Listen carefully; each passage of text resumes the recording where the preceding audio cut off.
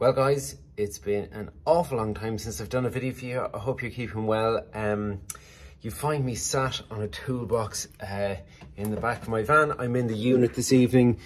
I've been in doing loads of office work and stuff. Yeah, the TT is still disassembled there, but we won't get into that because the whole point of today's video is problems that we had on the job today. We had a big problems with these controllers. This controller here was going OC, which is overcurrent, and yeah, so that was, and it wouldn't work. So we were down to just using a one-man system rather than using the two today in a few jobs. I had this pump ready to go anyway from Shore Clean Services. It's quite a good pump. The other one here, I don't know if you can see, it's a 100 PSI pump. The light is kind of shining and it could be backwards. It is a 6.3 litres per minute. So it's quite a fast pump. We only kind of tend to have these on about 40 on the controller, whereas our old one is on 70. So the back of the system, the back of the van is in a bit of a mess. Our two pumps are normally down here on this other side, powering our electric reels. So, yeah, I think all of our batteries and battery connections kind of look like this in the back of the van. I'd love to have a better solution to that. Maybe one of you might know where you can get better connectors. And this is coming from somebody that's studying electrical engineering, so I really have no excuse. But how many of our wires kind of, I don't know if you can see that even, how many of our wires look like that?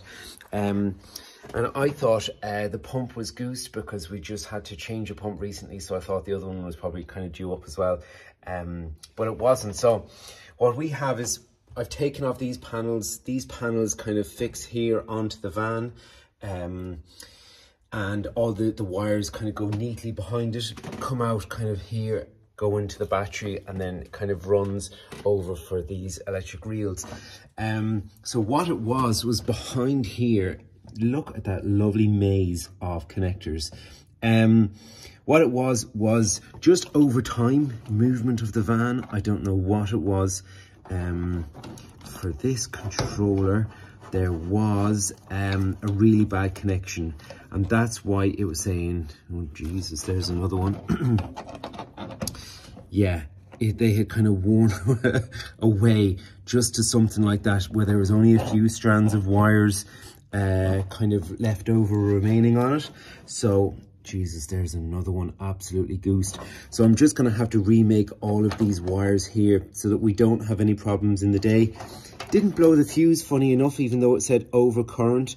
The controllers that we've been using for absolutely years is DA Components, Darren Anspers, and Darren was, I sent Darren a voicemail today, and he got back to me and he was right on about either a blockage somewhere or the fact, just double check your wiring. And because there's yards and yards of wiring in this place, it was definitely a good shout. So that is what I'm going to be doing this evening.